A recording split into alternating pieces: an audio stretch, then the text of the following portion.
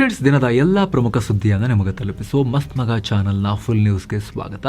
ನಾನು ಅಮರ್ ಪ್ರಸಾದ್. ರಾಜ್ಯ ಕಾಂಗ್ರೆಸ್ನಲ್ಲಿ ಮುಖ್ಯಮಂತ್ರಿ ಕುರ್ಚಿ ಫೈಟ್ ಈಗ ಕ್ಲೈಮ್ಯಾಕ್ಸ್ ಹಂತಕ್ಕೆ ತಲುಪಿದೆ. ಈಗ ದಿಢೀರಂತ ಕಾಂಗ್ರೆಸ್ ಹೈಕಮಾಂಡ್ ಸಿಎಂ ಸಿದ್ದರಾಮಯ್ಯಗೆ ದಿಲ್ಲಿಗೆ ಬನ್ನಿ ಅಂತ ಹೇಳಿದೆ. ರಾಜ್ಯ ಸರ್ಕಾರ 3 ವರ್ಷ ಪೂರೈಸುತ್ತಿರೋ ಹೊತ್ತಲ್ಲಿ ಮೇ 26ನೇ ತಾರೀಕು ತುರ್ತಾಗಿ ದಿಲ್ಲಿಗೆ ಬನ್ನಿ ಅಂತ ಸಿಎಂಗೆ ಹೈಕಮಾಂಡ್ ಸೂಚನೆ ಕೊಟ್ಟಿದೆ ಅನ್ನೋ ಮಾಹಿತಿ ಇದೆ. ಈ ಮೀಟಿಂಗ್ ನಲ್ಲಿ ಸಿಎಂ ಸಿದ್ದರಾಮಯ್ಯ ಹಾಗೂ ಡಿಸಿಎಂ ಡಿಕೆ ಶಿವಕುಮಾರ್ ನಡುವಿನ ಅಧಿಕಾರ ಹಂಚಿಕೆ ಒಪ್ಪಂದದ ಬಗ್ಗೆ ಮೇಜರ್ ಆಗಿ ಚರ್ಚೆ ನಡೆಯುವ ಸಾಧ್ಯತೆ ಇದೆ. ಬಹಳ ದಿನಗಳಿಂದ ನಡೀತಾ ಇರೋ ಈ ನಾಯಕತ್ವ ಬದಲಾವಣೆ ಗೊಂದಲಗಳಿಗೆ ತೆರೆ ಎಳೆಯೋಕೆ ಹೈಕಮಾಂಡ್ ಮುಂದಾಗಿದೆ ಅಂತ. ಇದರೊಂದಿಗೆ ಸಂಪುಟ ಪುನರಚನೆ ಹಾಗೂ ರಾಜ್ಯಸಭಾ ಚುನಾವಣೆ ಬಗ್ಗೆ ಕೂಡ ಸಿಎಂ ಚರ್ಚೆ ಮಾಡ್ತಾರೆ. ಹಾಗೆ ಡಿಕೆ ಶಿವಕುಮಾರ್ ಅವರಿಗೆ ಮುಖ್ಯಮಂತ್ರಿ ಮಾಡೋದೆಲ್ಲ ಕಷ್ಟ, ಇವರು OBC ಮುಖ್ಯಮಂತ್ರಿ, ನಿಮ್ಮನ್ನು ಬೇಕಾದ್ರೆ ಹೋಮ್ ಮಿನಿಸ್ಟರ್ ಮಾಡ್ತೀವಿ, ಗೃಹ ಮಂತ್ರಿ ಬೇಕಾದ್ರೆ ಮಾಡ್ತೀವಿ ಅಂತ ಹೇಳಿ ಆಫರ್ ಕೊಡಬಹುದು ಅಂತೆಲ್ಲ ಚರ್ಚೆ ಆಗ್ತಾ ಇದೆ. ಡಿಕೆ ಕೂಡ ದಿಲ್ಲಿಗೆ ಹೋಗ್ತಾ ಇದ್ದಾರೆ. ಕೆಲ ಟೈಮ್ ನಲ್ಲಿ ಹೋಗ್ಬೇಕಾಗತ್ತೆ, ಅದಕ್ಕೆ ಹೋಗ್ತಾ ಇದ್ದೀನಿ ಅಂತ DKಶಿ ಹೇಳಿದ್ದಾರೆ. ಹೆಚ್ಚೇನು ಮಾತಾಡಿಲ್ಲ. ಆ ಕಡೆ ಸಿಎಂ ಸಿದ್ದರಾಮಯ್ಯ ಪ್ರತಿಕ್ರಿಯೆ ಕೊಟ್ಟು ನನ್ನನ್ನು ದಿಲ್ಲಿಗೆ ಕರೆದಿದ್ದಾರೆ, ನಾನು ಬೆಳಗ್ಗೆ 11 ಗಂಟೆಗೆಲ್ಲ ಸಭೆಗೆ ಹೋಗಿ ಅಟೆಂಡ್ ಆಗ್ತೀನಿ, ಅಜೆಂಡಾ ಏನು ಅಂತ ನಂಗೆ ಗೊತ್ತಿಲ್ಲ ಅನ್ನೋ ಹೇಳಿಕೆ ಕೊಟ್ಟಿದ್ದಾರೆ. ಸಭೆಯ ಡೇಟ್ ಮತ್ತು ಟೈಮ್ ಬಗ್ಗೆ ವೇಣುಗೋಪಾಲ್ ನನಗೆ ಕಾಲ್ ಮಾಡಿ ಹೇಳಿದ್ರು ಅಂತ ಹೇಳಿದ್ದಾರೆ. ಇತ್ತ ಸಚಿವ ಸತೀಶ್ ಜಾರಕಿಹೊಳಿ ಪ್ರತಿಕ್ರಿಯೆ ಕೊಟ್ಟು ಮಂಗಳವಾರ ಬೆಳಗ್ಗೆ 11 ಗಂಟೆಗೆ ಮುಹೂರ್ತ ಫಿಕ್ಸ್ ಆಗಿದೆ, ಎಲ್ಲ ಗೊಂದಲ ಎಂಡ್ ಆಗುತ್ತೆ ಅನ್ನೋ ಹೇಳಿಕೆ ಕೊಟ್ಟಿದ್ದಾರೆ. ಏನು ಸಿಎಂ DCM ಜೊತೆಗೆ ಸಚಿವ Satish Jarkiholi, HK Patil, HC Mahadevappa, Byrathi Suresh, KJ George, ಗೃಹ ಮಂತ್ರಿ ಜಿ ಪರಮೇಶ್ವರ್, ಪ್ರಿಯಾಂಕಾ ಖರ್ಗೆ ಇವರೆಲ್ಲರೂ ಕೂಡ ದಿಲ್ಲಿಗೆ ಹೋಗ್ತಿದ್ದಾರೆ. ಕಪ್ಪೆ ಚಿಪ್ಪು ದುರಂತ ಬೆನ್ನಲ್ಲೇ ಉತ್ತರ ಕನ್ನಡದ ಭಟ್ಕಳ ಮತ್ತೆ ಈಗ ಸುದ್ದಿಯಾಗಿದೆ. ಭಟ್ಕಳದಲ್ಲಿ ಕೋಮು ಘರ್ಷಣೆಯಾಗಿ ಕ್ಷಣ ಕ್ಷಣಕ್ಕೂ ಉದ್ವಿಗ್ನತೆ ಹೆಚ್ಚಾಗ್ತಿದೆ. ಪೊಲೀಸರು ಲಾಠಿ ಚಾರ್ಜ್ ಮಾಡಿದ್ದಾರೆ. ಎಷ್ಟರ ಮಟ್ಟಿಗೆ ಕೈ ಮೀರಿದೆ ಅಂತ ಹೇಳಿದ್ರೆ ಅಲ್ಲಿ 3 ದಿನ ನಿಷೇಧಾಜ್ಞೆ ಜಾರಿ ಮಾಡಲಾಗಿದೆ. ಏನಾಯ್ತು? ಹಿಂದೆ ರಾಷ್ಟ್ರೀಯ ಹೆದ್ದಾರಿ ಅಗಲೀಕರಣ ಟೈಮ್ನಲ್ಲಿ ಮೂರಿನ ಕಟ್ಟೆಯನ್ನು ಪೂಜಾ ಸ್ಥಳವನ್ನ ತೆರವು ಮಾಡಲಾಗಿತ್ತು. ಈಗ ಅಗಲೀಕರಣದ ಬಳಿಕ ಪುನಃ ಪೂಜಾ ಸ್ಥಳವನ್ನ ನಿರ್ಮಾಣ ಮಾಡೋಕೆ ಹಿಂದೂ ಗುಂಪು ಅಲ್ಲಿ ಪ್ರಯತ್ನ ಶುರು ಮಾಡಿತು. ಆದ್ರೆ ಅಲ್ಲಿ ನೂರಾರು ಮುಸ್ಲಿಂ ಸಮುದಾಯದವರು ಸ್ಥಳಕ್ಕೆ ಜಮಾಯಿಸಿ ಬೇಡ ಅಂತ ಹೇಳಿ ತಡೆಯೋಕೆ ಪ್ರಯತ್ನ ಪಟ್ಟರು. 2 ಗುಂಪುಗಳ ನಡುವೆ ತೀವ್ರ ವಾದ ಪ್ರತಿವಾದ ಆಯಿತು. ತಕ್ಷಣ ಭಟ್ಕಳ ಪೊಲೀಸರು ಸ್ಥಳಕ್ಕೆ ಆಗಮಿಸಿ ಜಗಳ ನಿಲ್ಲಿಸೋಕೆ ಪ್ರಯತ್ನ ಪಟ್ಟಿದ್ದಾರೆ. ಆದ್ರೆ ಗಲಾಟೆ ಮತ್ತಷ್ಟು ತಾರಕಕ್ಕೇರಿ ಪೊಲೀಸರನ್ನ ದೂಡಲಾಯಿತು. ಪರಿಸ್ಥಿತಿ ವಿಕೋಪಕ್ಕೆ ಹೋಗ್ತಿದ್ದ ಹಾಗೆ ಲಘು ಲಾಠಿ ಪ್ರಹಾರವನ್ನ ಕೂಡ ಮಾಡಬೇಕಾಗುವಂತು.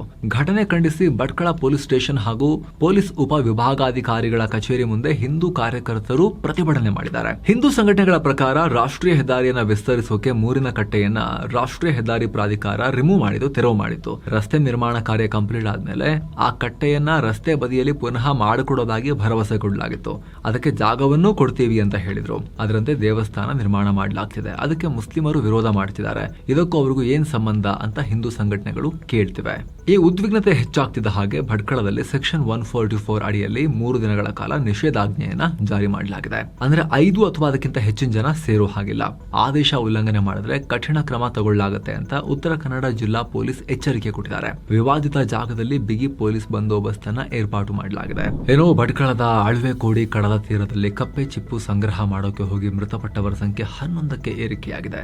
ನಾಪತ್ತೆಯಾಗಿದ್ದ ಮಾಧವ್ ನಾಯಕ್ ಅವರ ದೇಹ ಈಗ ಸಿಕ್ಕಿದೆ. ಈಗ 11 ಜನರ ಸಾಮೂಹಿಕ ಅಂತ್ಯ ಸಂಸ್ಕಾರ ಭಟ್ಕಳದ ಶಾರದಾ ಹೊಳೆಯಲ್ಲಿ ನೆರವೇರಿದೆ. ಏನೋ ಮೇಕೆದಾಟು ವಿಚಾರವಾಗಿ ಹೊಸ ಮುಖ್ಯಮಂತ್ರಿ ವಿಜಯ್ ಸರ್ಕಾರ ಮತ್ತು ಸಿದ್ದರಾಮಯ್ಯ ಸರ್ಕಾರದ ನಡುವೆ, ಅಂದ್ರೆ ಕರ್ನಾಟಕ ಸರ್ಕಾರದ ನಡುವೆ ದೊಡ್ಡ ಫೈಟ್ ಆಗೋ ಲಕ್ಷಣ ಕಾಣಿಸ್ತಾ ಇದೆ. ಸಿಎಂ ವಿಜಯ್ ಈ ಯೋಜನೆ ವಿಚಾರವಾಗಿ ಬ್ಯಾಕ್ ಟು ಬ್ಯಾಕ್ ಮೀಟಿಂಗ್ ಎಲ್ಲ ಮಾಡಿ ಸುಪ್ರೀಂ ಕೋರ್ಟ್ ಆದೇಶ ಮೈಂಡ್ ಅಲ್ಲಿ ಇಟ್ಕೊಂಡು ತಜ್ಞರೊಂದಿಗೆ ಚರ್ಚೆ ಮಾಡಿ ಬೇಗ ಮುಂದಿನ ಕಾನೂನು ಕ್ರಮ ತಗೊಳ್ಳಿ ಅಂತ ಅಧಿಕಾರಿಗಳಿಗೆ ಸೂಚನೆ ಕೊಟ್ಟಿದ್ದಾರೆ. ಮೇಕೆದಾಟು ಯೋಜನೆಗೆ ರಾಜ್ಯ ಸರ್ಕಾರ ಭೂಮಿ ಪೂಜೆ ಮಾಡೋಕೆ ಪ್ಲಾನ್ ಮಾಡ್ತಿರೋ ಬೆನ್ನಲ್ಲೇ ವಿಜಯ್ ಈ ಮೀಟಿಂಗ್ ಮಾಡಿದ್ದಾರೆ.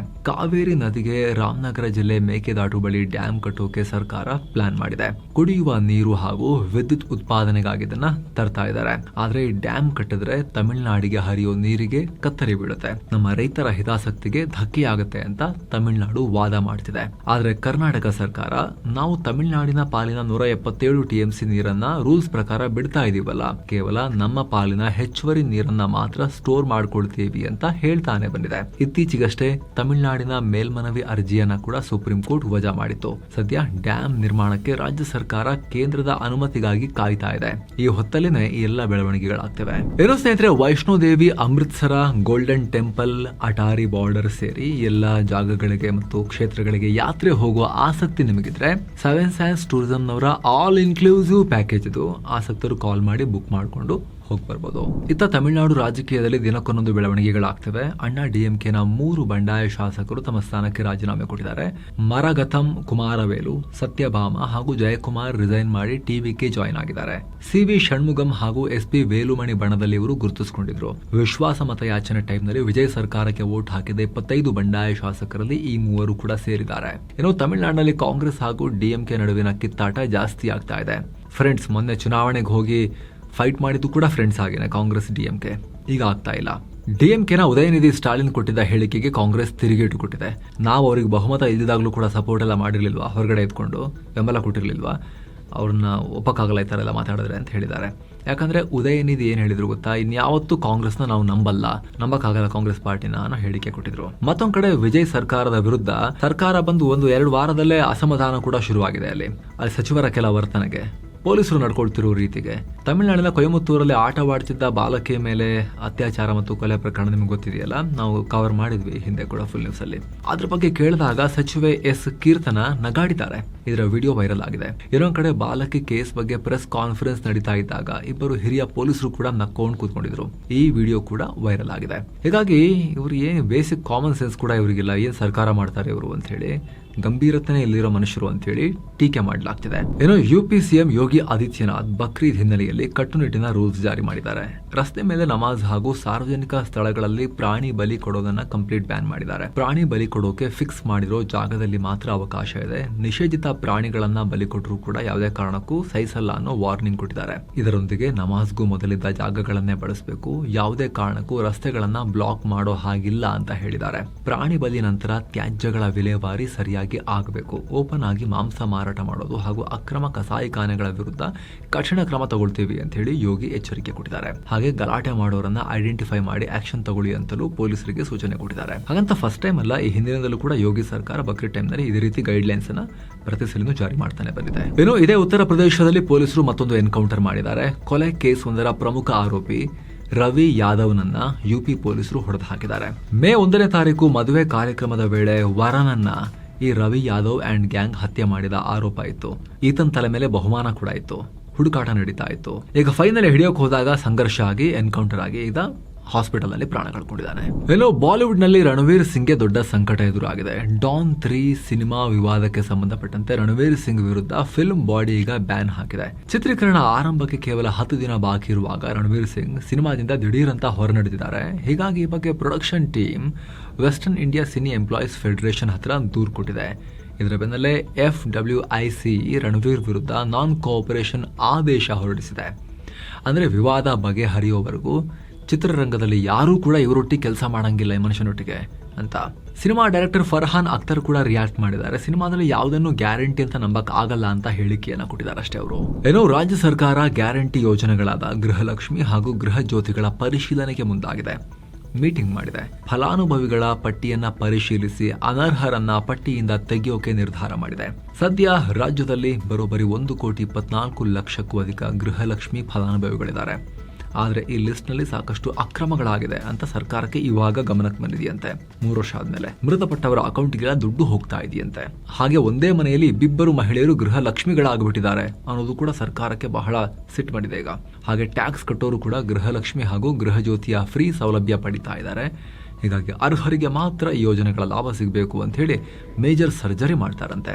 3 ವರ್ಷದ ಹಿಂದೆ ಜಾರಿ ತರ್ತೀವಂತ ಹೊರಟಾಗ್ಲೂ ಇದನ್ನೇ ಹೇಳಿದಲ್ವಾ ಎಲ್ಲರೂ ಕೂಡ, ಎಕಾನಮಿಸ್ಟ್ಗಳು ಕೂಡ, ಆರ್ಥಿಕ ತಜ್ಞರು ಕೂಡ.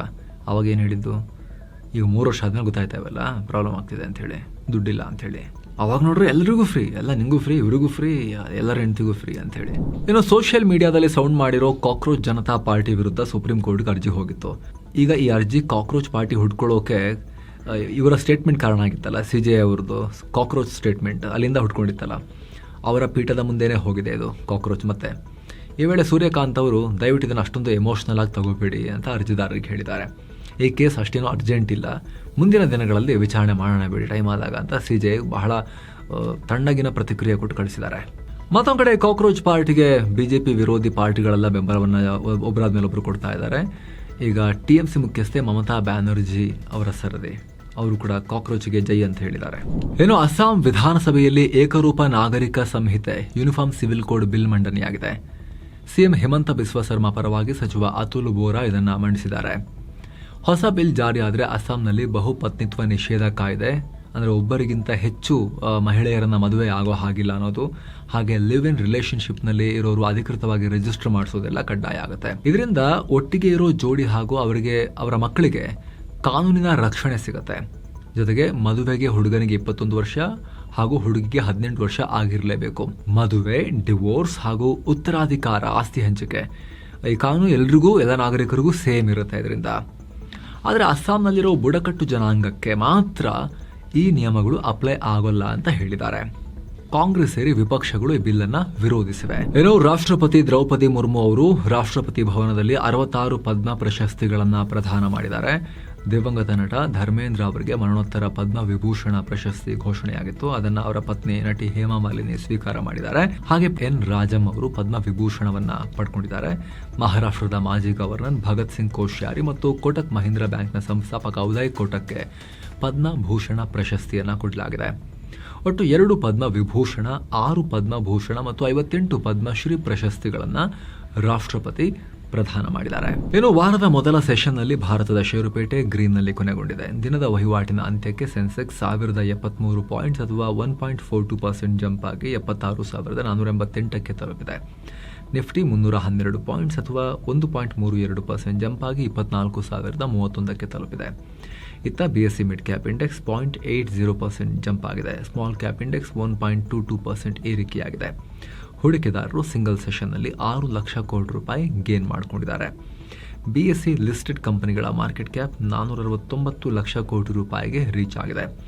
ಇರಾನ್ ಮತ್ತು ಅಮೆರಿಕ ನಡುವೆ ಶೀಘ್ರ ಒಪ್ಪಂದ ಆಗಬಹುದು ಅನ್ನೋ ಆಶಾ ಭಾವನೆ ಮಾರ್ಕೆಟ್ ಸೆಂಟಿಮೆಂಟ್ಗೆ ಬೂಸ್ಟ್ ಕೊಟ್ಟಿದೆ.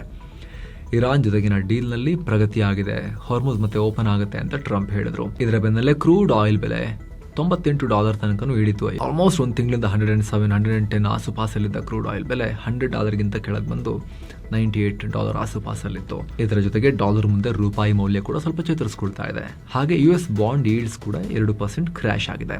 ಎಲ್ಲ ಕಾರಣಗಳಿಂದ ಭಾರತದ ಮಾರ್ಕೆಟ್ ಗ್ರೀನ್ನಲ್ಲಿ ಎಂಡ್ ಆಗಿದೆ. Infosys, TCS, Nestle, Hindustan Unilever ಮತ್ತು ಸನ್ ಫಾರ್ಮಾ ಸೇರಿ ಹಲವಾರು ಸ್ಟಾಕ್ಸ್ ರೆಡ್ನಲ್ಲಿದ್ವು. Bajaj finance, HDFC bank, L&T, Tata Motors ಮತ್ತು ಎಟ್ರನಲ್ ಗ್ರೀನ್ನಲ್ಲಿದ್ವು. ಒಟ್ಟಾರೆ NSEನಲ್ಲಿ 2270 ಸ್ಟಾಕ್ಸ್ ಗ್ರೀನ್ನಲ್ಲಿದ್ದರೆ 1045 ಸ್ಟಾಕ್ಸ್ ರೆಡ್ನಲ್ಲಿ ಕೊನೆಗೊಂಡಿವೆ. BSEನಲ್ಲಿ 2703 ಸ್ಟಾಕ್ಸ್ ಗ್ರೀನ್ನಲ್ಲಿದ್ದರೆ 1607 ಸ್ಟಾಕ್ಸ್ ರೆಡ್ನಲ್ಲಿ ಕೊನೆಗೊಂಡಿವೆ. ಡಾಲರ್ ಮುಂದೆ ರೂಪಾಯಿ ಮೌಲ್ಯ 35 ಪೈಸೆ ಹೆಚ್ಚಾಗಿ $95.25 ಆಗಿದೆ. ಚಿನ್ನ ಮತ್ತು ಬೆಳ್ಳಿ ಬೆಲೆ ವಿಚಾರಕ್ಕೆ ಬಂದರೆ 24 ಕ್ಯಾರೆಟ್ನ 10 ಗ್ರಾಂ ಚಿನ್ನದ ಬೆಲೆಯಲ್ಲಿ $740 ಹೆಚ್ಚಾಗಿ 1,58,857 ರೂಪಾಯಿ ಆಗಿದೆ. 22 ಕ್ಯಾರೆಟ್ನ 10 ಗ್ರಾಂ ಚಿನ್ನದ ಬೆಲೆಯಲ್ಲಿ $290 ಹೆಚ್ಚಾಗಿ 1,45,510 ರೂಪಾಯಿ ಆಗಿದೆ. 1 kg ಬೆಳ್ಳಿ ಬೆಲೆಯಲ್ಲಿ $6,421 ರೂಪಾಯಿ ಹೆಚ್ಚಾಗಿ 2,71,100 ರೂಪಾಯಿ ಆಗಿದೆ. ಸೊ ಫ್ರೆಂಡ್ಸ್, ಇದಾಗಿತ್ತು ಇವತ್ತಿನ ಫುಲ್ ನ್ಯೂಸ್. ನಾವು ಕುಯ್ದಿಲ್ಲ, ಎಳೆದಿಲ್ಲ, ಕಿರ್ಚಾಡಿಲ್ಲ, ಬರೀ ಸುದ್ದಿಯ ರೀತಿಯಲ್ಲಿ ನಿಮಗೆ ತಲುಪಿಸುವ ಪ್ರಯತ್ನವನ್ನ ಮಾಡಿದ್ದೀವಿ. ನಿಮಗಿದು ಇಷ್ಟ ಆಗ್ತಾ ಇದ್ರೆ ಸ್ನೇಹಿತರೆ, ಆಸಕ್ತ ವೀಕ್ಷಕರು ವಿಡಿಯೋ ಕೆಳಗಡೆ ಇರೋ ಜಾಯಿನ್ ಬಟನ್ ಮೇಲೆ ಕ್ಲಿಕ್ ಮಾಡೋ ಮೂಲಕ ಮಸ್ತ್ ಮಗ ಚಾನಲ್ಗೆ ಮೆಂಬರ್ಸ್ ಆಗಿ, ಅಂದರೆ ಸದಸ್ಯರಾಗಿ ಜಾಯಿನ್ ಆಗ್ಬೋದು. ಆಗ ಎಲ್ಲ ಮೆಂಬರ್ ಓನ್ಲಿ ವಿಡಿಯೋಸನ್ನು ನೋಡೋಕೆ ಶುರು ಮಾಡ್ಬೋದು. ಹಲವಾರು ವಿಡಿಯೋಗಳ ಅರ್ಲಿ ಆಕ್ಸೆಸ್, ಅಂದರೆ ಎಲ್ಲರಿಗೂ ಹೋಗೋಕ್ಕಿಂತ ಮುಂಚೆ ಮೆಂಬರ್ಸ್ಗೆ ಫಸ್ಟ್ ಸಿಗುತ್ತೆ. ಎಲ್ಲಕ್ಕಿಂತ ಹೆಚ್ಚಾಗಿ ನಿಮ್ಮ ಒಂದೊಂದು ಮೆಂಬರ್ಶಿಪ್ ಕೂಡ ನಮ್ಮ ಟೀಮ್ಗೆ ನೀವು ಕೊಡೋ ಅತಿ ದೊಡ್ಡ ಬೆಂಬಲ ಮತ್ತು ಶಕ್ತಿ. ಆಸಕ್ತರು ದಯವಿಟ್ಟು ಚೆಕ್ ಮಾಡಿ ಜಾಯಿನ್ ಬಟನ್. ಮತ್ತೆ ಭೇಟಿ ಆಗ್ತಿರೋಣ. ನಮಸ್ಕಾರ ಸ್ನೇಹಿತರೆ.